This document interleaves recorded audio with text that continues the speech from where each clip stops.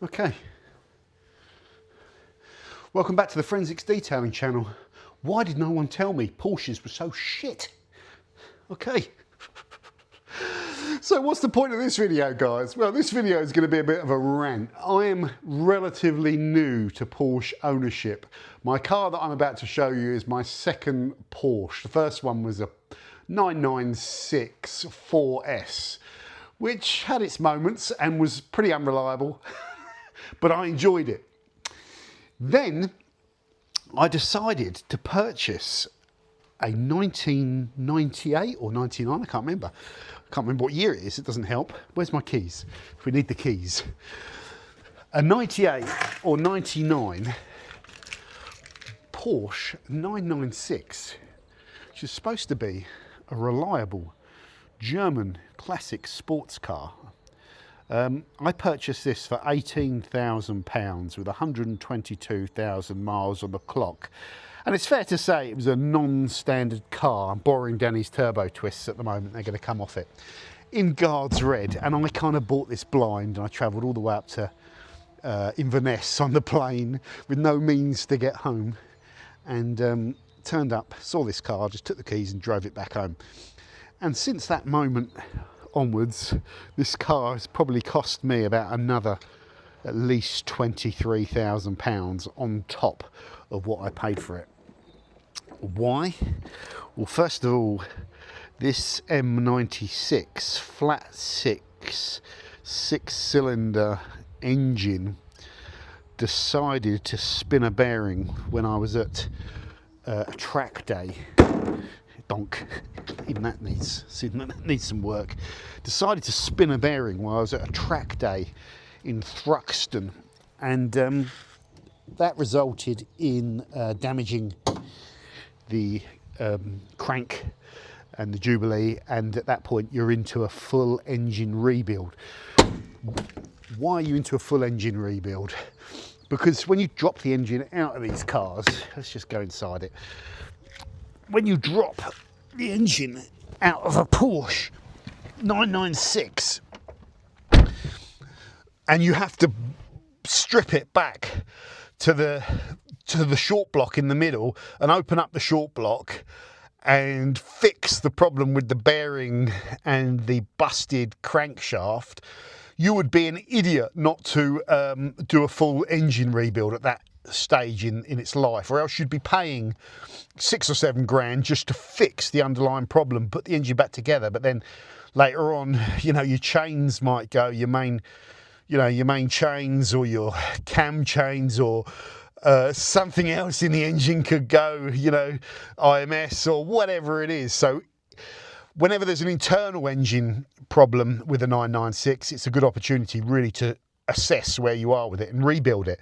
Now, that's one of the biggest reasons and things that I'd have loved to have known before getting into these cars, is that whenever you're buying one, you want to know when the engine was last dropped and what was done, because you can almost think of owning these cars is you really almost want to build up jobs before you drop the engine, because it's an expensive thing to do, even though it's relatively easy to drop that engine. And the moment you do drop the engine, every time you want to drop it, you want to sort of ask yourself, right, the engine's out, should I do AOS, the air oil separator?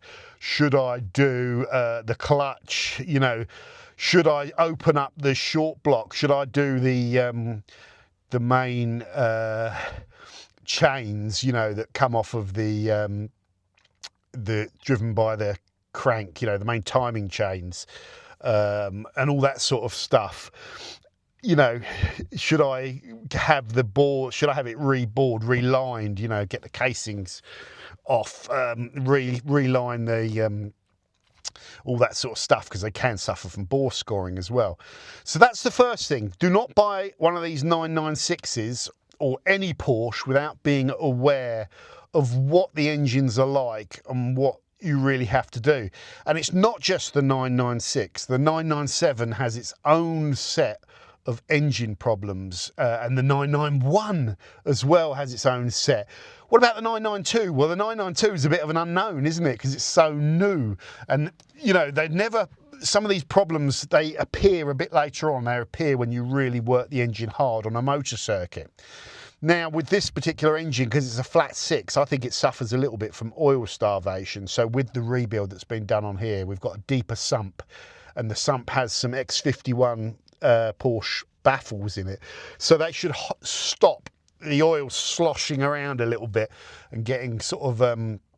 so you get oil starvation on the main crank, big end bearings and stuff, to avoid that oil starvation, and using a thicker oil and keeping that oil when you go to your track day right at the top, it could help.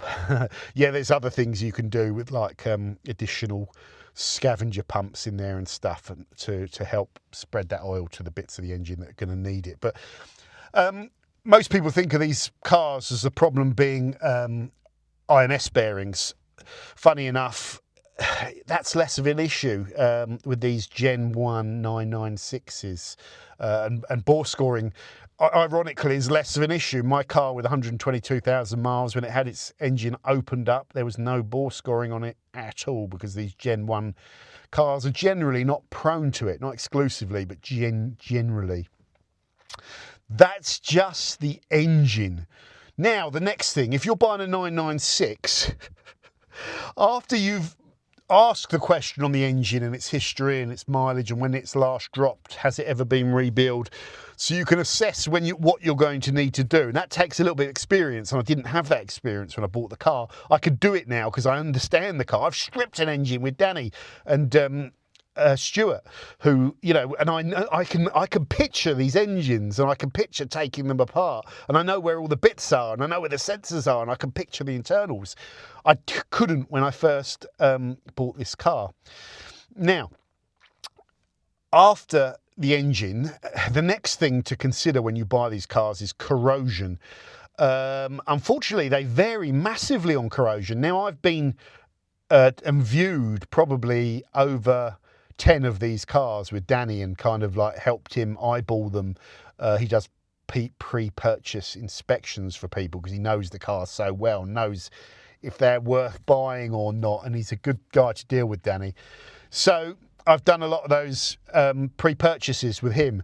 Corrosion is you either know it's an issue straight away, or it's not an issue generally. Like, they're either corroded to hell and back, or they're not corroded that badly. Luckily enough, this one wasn't that corroded. There's some little signs of the seals just getting a bit of surface corrosion that I want to get on top of now. But apart from that, the corrosion, mainly you'll see it on the jacking points and the arches and all the normal places in the seals underneath, okay? Look for corrosion. You're less worried about corrosion on the suspension components, because the stock anti-roll bars are all the paint's going to have peeled off those. They'll be corroded. All those suspension components underneath, will be corroded, which is fine. The support bars and all that. That's to be expected, but it's corrosion on the shell, or the frame of the car, the seals and all that you really want to look at. We went and bought one. Well, Danny went and bought one as a breaker that was heavily corroded to the point where it was too much work to fix that. So corrosion, a big deal on these cars. The next thing, basically, if you buy a 996 with a sunroof on it, you're an idiot. Mine's got a sunroof. Hang on a minute. Yes, I'm an idiot, because I didn't know that basically they all leak. And even if they don't leak, they probably do leak.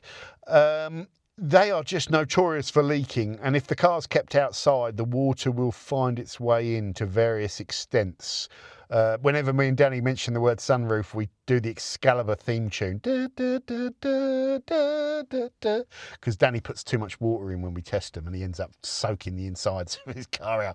But what happens, the water gets in, and it runs down underneath all the carpets that are membraned and sealed, and fills up and waterlogs all these massive chunks of like latex foam that are in this car, to the point where you're really driving around with like a bathtub of water behind you, and you don't even know it, and all your windows mist up and stuff like that. Very difficult to fix those leaky problems. You've got to strip the whole interior out typically.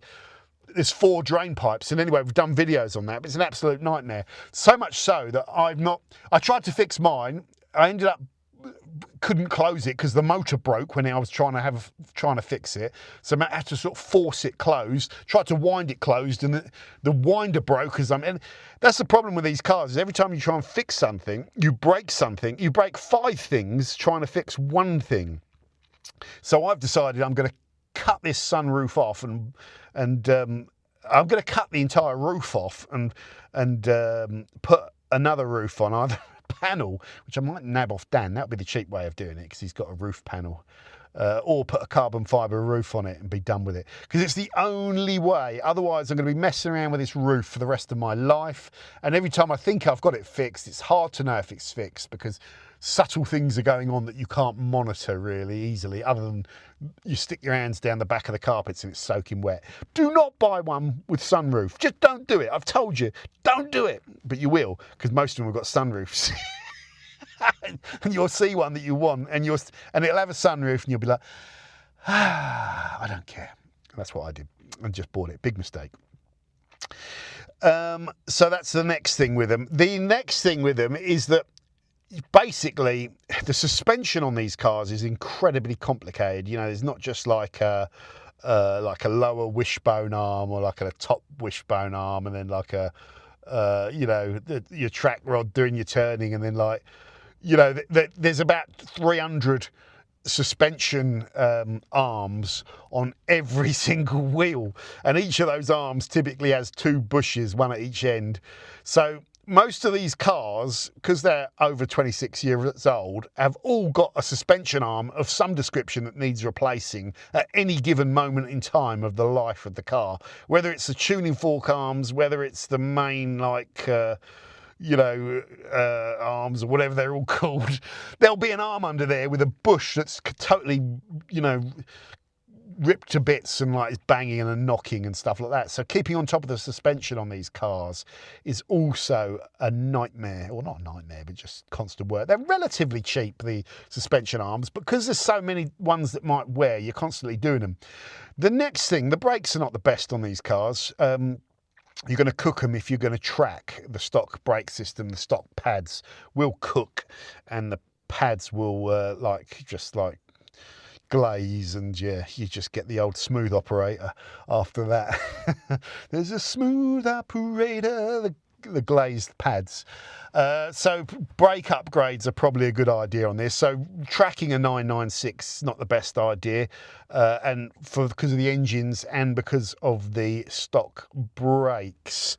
The 996s in their stock form have terrible gear change on them when you get them. Terrible gear change. Like you go to change gear and it goes right the way down here to your foot, and then you come back, you row right the way back down here, and every time you change gear, it's like you're doing the old Oxford to Cambridge boat race. You're rowing for your life. So you want to get a short shifter on here, and this has got a short shifter. I can't remember which one it is. I can't remember what it is. It's got a short shifter, and it's just awesome. This has just got a really heavy shift on it that is just one of the best gear changes I've ever experienced, and it really adds with this Black Forest Industry weighted gear knob. This is a heavy, beefy Napa gear knob, and it suddenly has turned that big, row your boat Oxford Cambridge gear change, and that horrible stock knob that's all light and has no weight to it. Ditch that, get this in there. I use the Black Forest Industries Napa leather thing there as well. You can get whatever colour you want. This isn't a plug for them. I don't even think you can buy them in the UK anymore. So you might struggle to get it. But that was one of the best upgrades I've done. The next best upgrade I did, let's just go, we're going wide pan. Luke, you're turning off your targeting computers. Doug, wide pan. This is a Mod 7 Momo steering wheel. I think that's what it's called. Black edition. I didn't want the yellow in there. I wanted to go all black. I wanted the interior cockpit of this car to be like a Spitfire. I want it to feel old school and mechanical in here, because it's an old school mechanical car with cable throttle. It's a very mechanical car, and that gives it this real rattly, roary, engineered feeling. What the hell is the time? What time is it? What time is it? Well, it will come up in a second. We should be good on the oil. I'm also needing to do a shakedown on this car because I'm going to be tracking it next week. It's had a lot of work gone into it. The suspension, because another thing we haven't said with these 996 is the stock suspension on them is it's okay for roads, not the best. When you put coilovers on it, a good set of coilovers, it's 11 o'clock, you transform the car, you feel the road underneath you, and the car comes alive. So with the short shifter, with coilovers that are set up quite aggressively, the car, you feel the chassis, you feel the road underneath you, you really do. And then the icing on the cake is getting rid of the stock exhaust, and this I believe has got a danced exhaust on it, which is really growly, and it's got all the boy racer things on it that I normally would think were a bit cheesy, like it's got a K&N filter on there, which you're not supposed to have. It's sucking in warm air. That's terrible.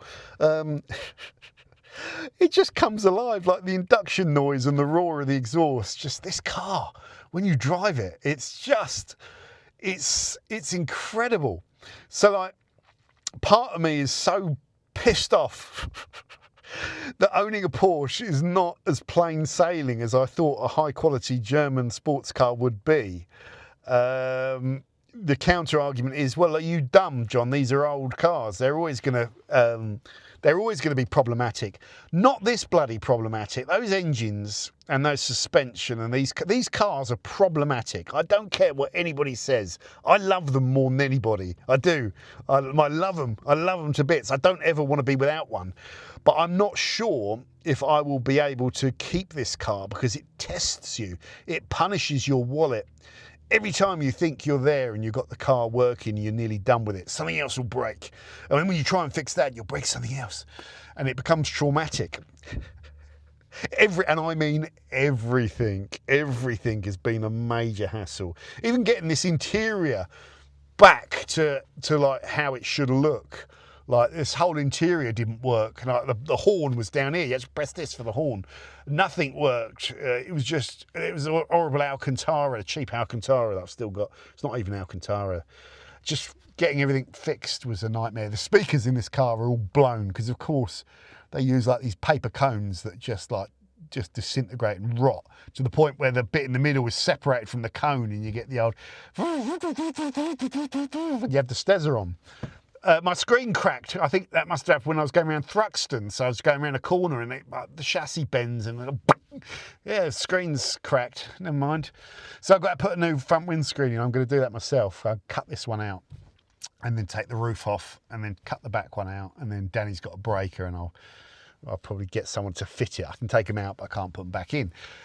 Anyway, I have never, in all 48 years that I've been on this giant lump of rock in the distant, quiet corner of the universe that the Earth circles in, I've never experienced a car that's kicked my ass so much, kicked my wallet, kicked me in the nuts, kicked the shit out of me. I go back into the garage sometimes and I think, what have I become? You know, who do I think I am? Who the fuck am I looking at? Do I fucking want some? And then I give myself a good kick in for half an hour and I feel a lot better. It's a Barry Shitpiece quote. This car does that. It kicks the shit out of me, but I love it. And every now and then, we all need a good kicking. So this car keeps me in line.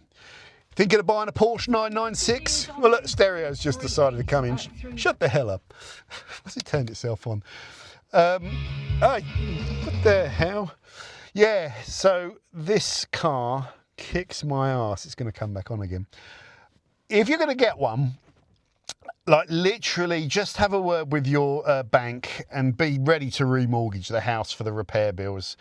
Do all the modifications that I've said, and you will have a car that you will just want to thrash around like a hooligan and like drive like an absolute lunatic, because there is no other car on the face of the planet that makes you gives you this rawness that this car does. It is the ultimate sports car. I wouldn't want it any quicker. 300 brake horsepower is more than enough. I wouldn't want it any more. I wouldn't want like all the luxuries. I wouldn't want this big like screen with sat nav on it and like all this like fancy tech and all that. I don't want that. I want the Spitfire. And we'll end the video with me just starting her up, and like you can experience what it's like on start up. Oh, turn it off. It's you know, it's vibrate. The engine's cold, so I'm not going to rev the nuts off it. But it roars, and when you go up to that 7,000, it'd be nice if it went a little bit further. That journey from say 4,000 to 7,000 revs is one of the most enjoyable sensations, because you're right in that torque zone and the car comes alive, and it's worth all of those kicks in the nuts for just that little split moment of time between 4 and 7,000 revs. By the time I publish this video, I'll have blown this car up. Why did I ever buy a Porsche? I blame it all on Danny. Thanks for watching.